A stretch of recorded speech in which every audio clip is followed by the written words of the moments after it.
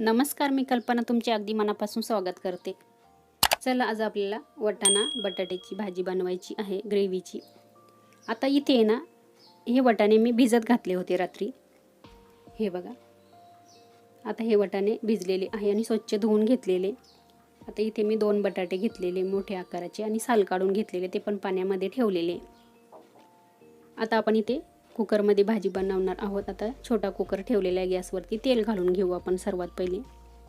आता तेल तुम्ही आवडीनुसार घालायचं आहे. आता तमालपत्र घातलेलं आहे, मोहरी घातलेली,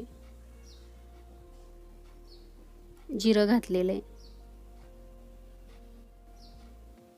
इथे बघा, चॉपरमध्ये मी कांदा खूप छान असा बारीक केलेला आहे. याच्यामध्ये छान बारीक होतो. 2-3 कांदे मोठ्या आकाराचे बारीक केलेले आहे, ते घातलेले. कांद्याचा पूर्ण कलर चेंज होईपर्यंत कांदा आपल्याला परतून घ्यायचा आहे.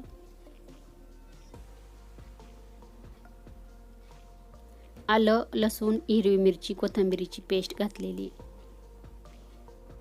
आता तुम्ही सर्व साहित्य तुमच्या आवडीनुसार घालायचं आहे. एक टोमॅटो चिरून घेतलेला आहे, तो पण घातलेला आहे. बघा, आपण आता टोमॅटो कांदा घातलाय तर लगेचच थोडंसं मीठ घालून घेऊ. आता इथे गरम मसाला घातलेला आहे, हळद घातलेली आहे,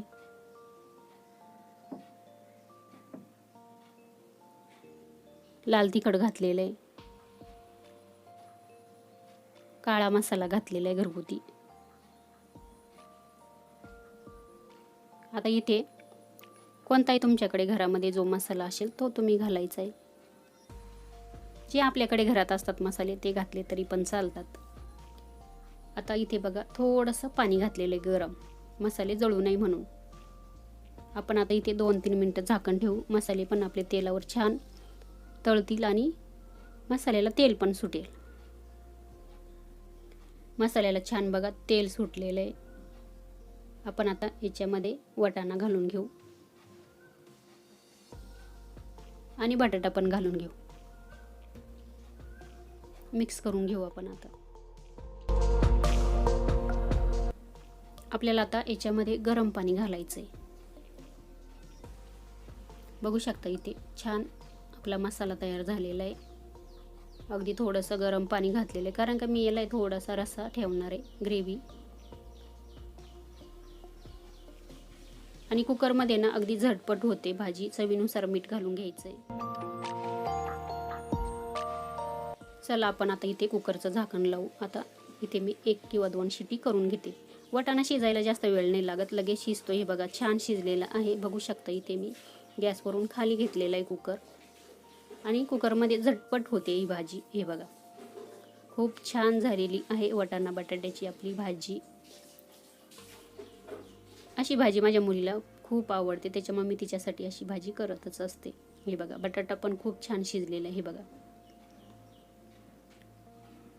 ग्रेव्ही पण आपली छान झालेली आहे, दाटसरपणा पण आलेला आहे तिला. आता तुम्हाला मी वाटाणा पण शिजला का नाही ते पण दाखवते.